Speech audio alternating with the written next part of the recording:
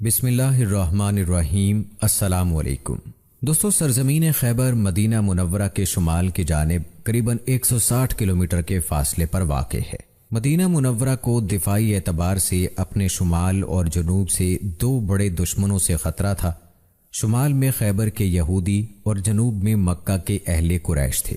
اس اعتبار سے اگر مسلمان مدینہ چھوڑ کر اہل مکہ کی سرکوبی کے لیے تشریف لے جاتے تو اس بات کا شدید خدشہ تھا کہ یہودی مدینے پر حملہ آور ہوں گے۔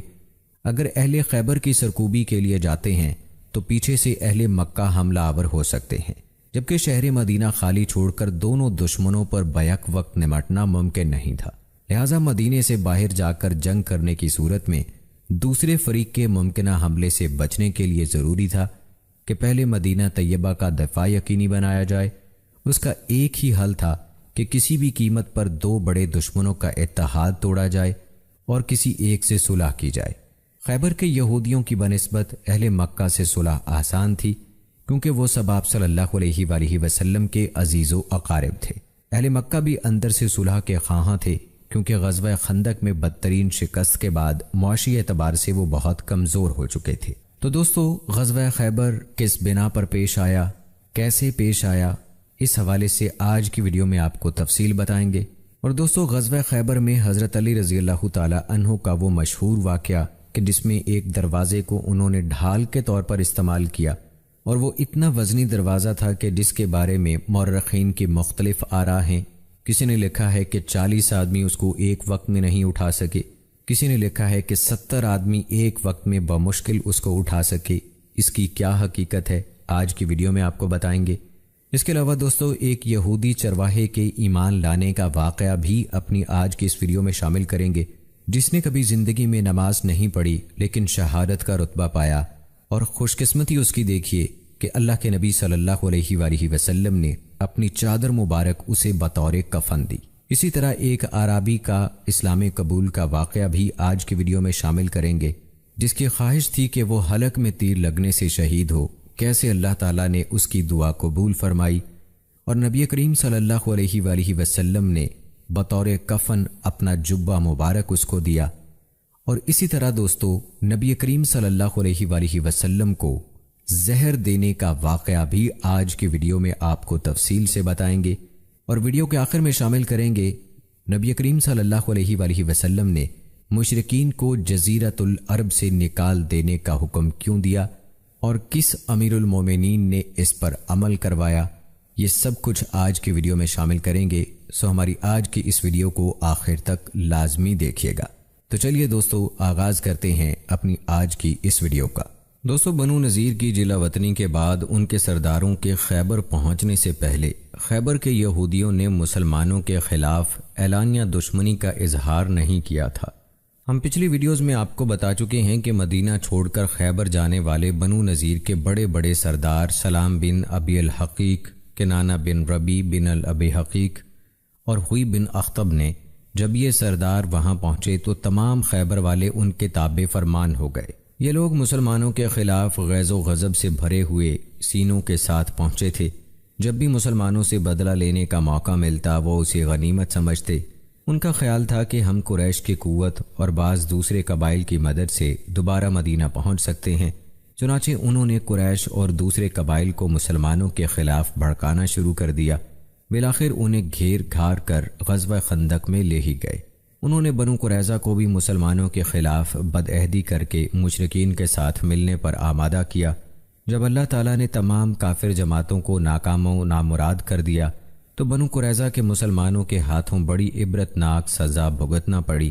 رسول اکرم صلی اللہ علیہ وآلہ وسلم نے عبداللہ بن عتیق اور ان کے ساتھیوں کو ان کے ایک سردار سلام بن ابی الحقیق کو قتل کرنے بھیجا۔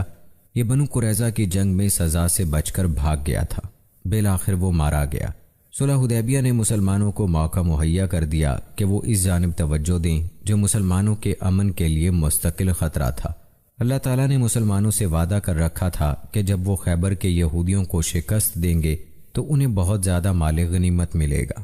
اس کے بارے میں سورہ فتح میں واضح ارشادات موجود ہیں جو حدیبیہ سے واپسی کے موقع پر نازل ہوئی، جس کا ترجمہ ہے، یقیناً اللہ مومنین سے راضی ہو گیا جب وہ درخت کے نیچے آپ سے بیعت کر رہے تھے، چنانچہ اس نے جان لیا جو ان کے دلوں میں تھا، اس لیے اس نے ان پر سکینت نازل کی اور انہیں قریبی فتح عطا کی اور بہت سی غنیمتیں جنہیں وہ حاصل کریں گے، اور اللہ ہمیشہ سے زبردست اور حکمت والا ہے۔ اللہ نے تم سے بہت سی غنیمتوں کا وعدہ کیا تھا جنہیں تم حاصل کرو گے، پھر اس نے یہ فتح تو تمہیں فوراً ہی دے دی اور لوگوں کے ہاتھ تم سے روک دیے، اس لیے کہ یہ مومنین کے لیے نشانی بن جائے اور اللہ تمہیں سیدھا راستہ دکھائے۔ اور دوسری فتح جس پر تم قادر نہیں ہوئے، اللہ نے اس کا احاطہ کر رکھا ہے، اور اللہ ہمیشہ سے ہر شے پر قادر ہے۔ دوستو، اگر غزوہ خیبر کی تاریخ کے حوالے سے بات کی جائے تو مورخ ابن اسحاق کا بیان ہے کہ یہ غزوہ محرم 7 ہجری میں پیش آیا۔ واقعی کے مطابق غزوہ حدیبیہ سے واپسی کے بعد صفر یا ربیع الاول 7 ہجری میں وقوع پذیر ہوا۔ ابن سعد کا خیال ہے کہ یہ جمادی الاول 7 ہجری کی بات ہے۔ اسلامی لشکر پورے ایمانی جوش و خروش اور روحانی ولولے سے خیبر کی طرف بڑھا، حالانکہ وہ بخوبی جانتے تھے کہ خیبر کے قلعے بہت مضبوط اور محفوظ ہیں، یہودی سخت جنگجو ہیں اور ان کی جنگی تیاری بھی بھرپور ہے۔ مسلمان نہایت بلند آواز سے اللہ اکبر اور لا الہ الا اللہ کے پرجوش نعرے بلند کرتے جا رہے تھے۔ رسول اللہ صلی اللہ علیہ وآلہ وسلم نے ان سے مطالبہ کیا کہ اپنے آپ پر نرمی کریں اور فرمایا، بے شک تم سمیع اور قریب کو پکار رہے ہو اور وہ تمہارے ساتھ ہے۔ مسلمانوں نے وہ راستہ اختیار کیا جو خیبر اور غطفان کے درمیان سے گزرتا ہے، تاکہ غطفان خیبر والوں کی مدد کو نہ پہنچ سکیں، کیونکہ وہ بھی مسلمانوں کے دشمن تھے۔ صحابہ کرام فجر طلوع ہونے سے پہلے یہودیوں کے علاقے میں پہنچ گئے۔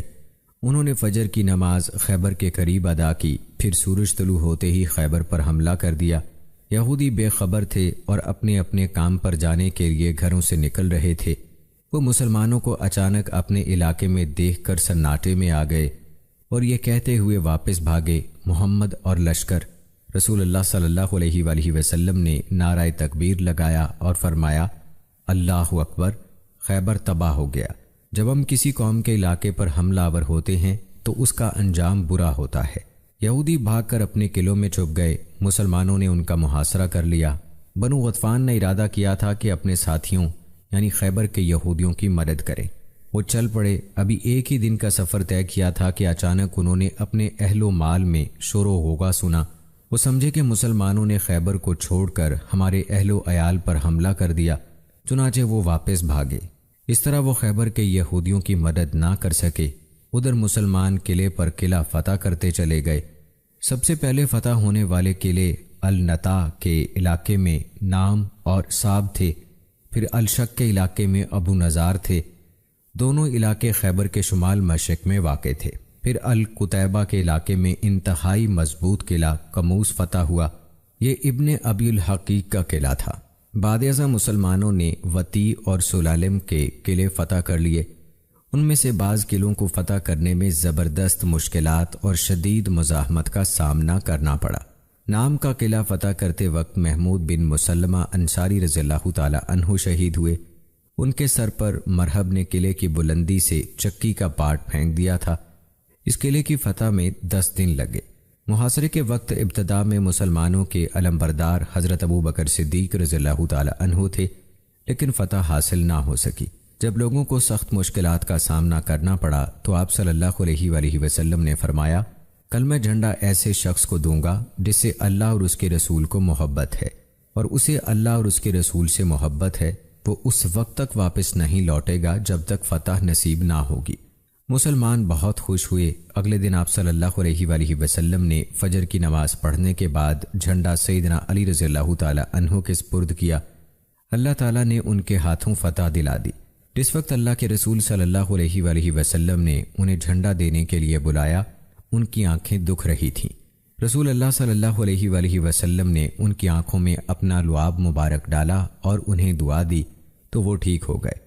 جب علی رضی اللہ تعالی عنہ چلنے لگے تو رسول اللہ صلی اللہ علیہ وآلہ وسلم نے انہیں نصیحت فرمائی کہ حملہ کرنے سے پہلے یہودیوں کو اسلام لانے کی دعوت دینا۔ مزید فرمایا، اللہ کی قسم، اللہ تعالیٰ تیرے ہاتھوں کسی ایک آدمی کو بھی ہدایت عطا فرما دے تو یہ تیرے لیے سرخ اونٹوں کی غنیمت سے بہت بہتر ہوگا۔ علی رضی اللہ تعالی عنہ نے پوچھا، اللہ کے رسول، میں ان لوگوں سے کس حد تک لڑائی کروں؟ فرمایا، ان سے لڑائی جاری رکھنا حتیٰ کہ وہ گواہی دیں کہ اللہ کے سوا کوئی برحق معبود نہیں اور محمد اللہ کا رسول ہے۔ جب وہ یہ کام کر لیں گے تو وہ اپنے جان و مال تجھ سے محفوظ کر لیں گے، الا یہ کہ ان کے ذمہ